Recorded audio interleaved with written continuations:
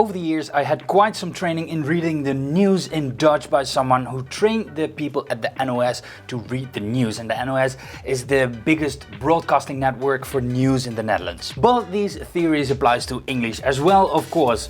So in this video, how to read your script naturally on camera. Oh, hands down, one of the hardest things to do is intonation. Because intonation, when you get nervous, tends to go all over the place. It depends a little bit on the language where that intonation lies, but in general, sentences end on a lower note. On a lower note. Unless it's a question? Next time when you're in a conversation with someone, try to see where that pitch of a sentence is. Does it go up? Does it go down? What is it?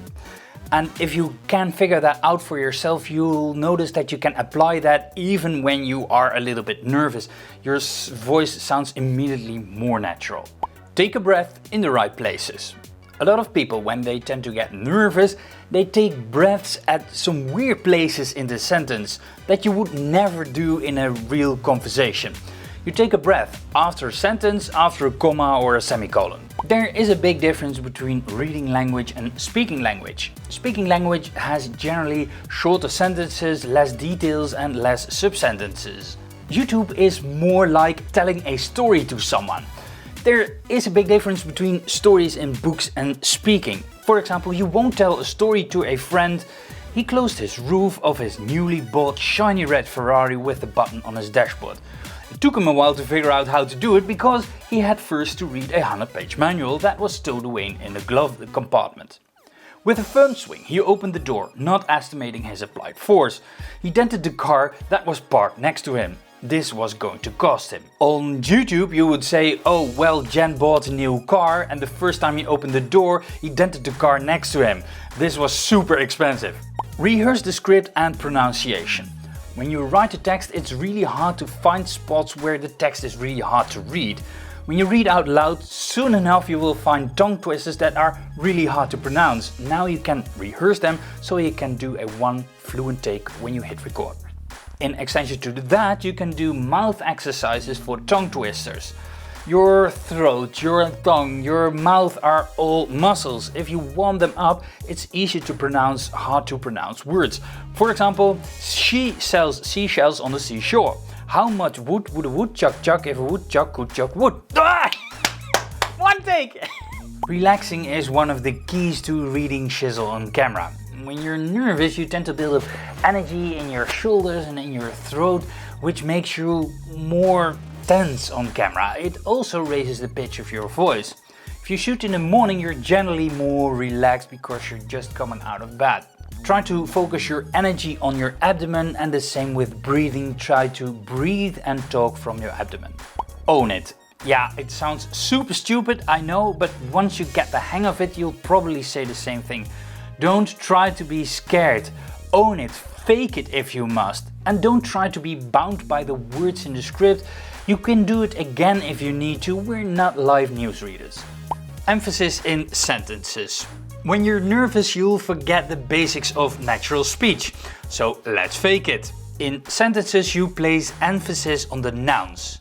In sentences you place emphasis on the nouns. For example, another example, next to the road is a building. When there are adjectives before nouns, you place emphasis on the adjectives. Next to the dirty road is a big building. And when there is a denial in the sentence, then you place emphasis on the denial. There is no dirty road and there is no big building. Recap, place emphasis on the nouns. When there is an adjective before the noun, place emphasis on the adjective. And the third one, if there is a denial, place emphasis on the denial.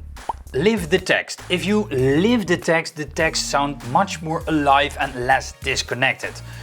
Yeah, it sounds simple, it is a little bit more complicated than that, and it depends of course also on the text. For example, a film trailer is much more lived than a news text, for example. As a film trailer I would read, when the world was in danger, there was a man fighting for survival. And as a newsreader I would read, when the world was in danger, there was a man fighting for survival. Before I continue, this channel is all about YouTube tips, tricks and tutorials to explode YouTube growth. If you'd like to see more content of me, then subscribe to the channel and click on the bell icon to get notifications. You hit record and all of a sudden you feel super aware of what you're doing with your eyes, with your hands, with your body posture. Some people seem to think that you are allowed to move, and others do a performance act that is really unnatural. Try to find a middle ground that works for you and that fits your personality very well. What you can do is look at movement of other YouTubers. Write it down and try it out in your next video and see if it works for you. I know this is super hard and it takes a lot of practice. I heard an actor once saying in an interview, after the interviewer asked him what is the hardest part of being an actor, the actor answered, making it look easy. Also, enthusiasm is important because I'd rather like to look at someone who is super enthusiastic and has passion about the topic at hand. A simple hack is try to pick a topic that you like and you are passionate about. I'd like to have the time between scripting and recording a video as short as possible, because the topic is then still fresh on my mind and I'm still enthusiastic about the topic. This also makes recording a lot easier and a lot quicker. You know that kick, that rush, that adrenaline that is pumping through your body after you finish the recording? Well, try to enjoy that recording process. It's a trick, a mindset trick, but somehow it works. Nothing is more annoying than distraction when you're in a flow.